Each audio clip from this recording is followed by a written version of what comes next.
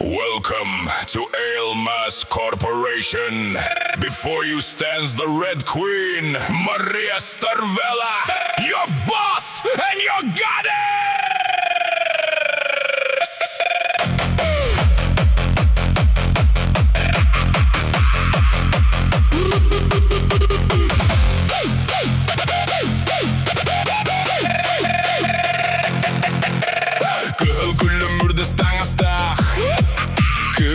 Көрбіт қарақта үнсі рехтех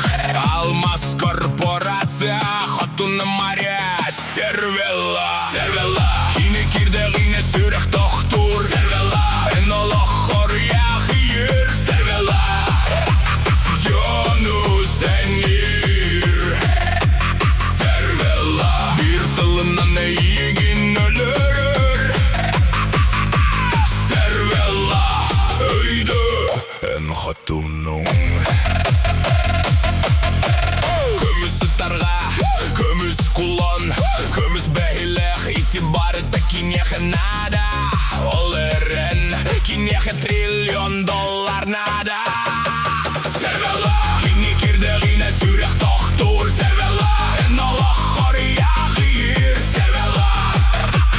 жону сәнір Тылынан егін өлірір Стервелла өйді ән хотуның Стервелла алтын бүлілін үләхеті салайар Кені ұлу шаруаны директор корпорация президені Кені барлар ғартаңара Бірілі баттағынынан докумуңна егін өлірір Стервелла кені кирдағына сүрек тоқтур Стервелла ән олық хорияқ үйір Стервелла жону сәнір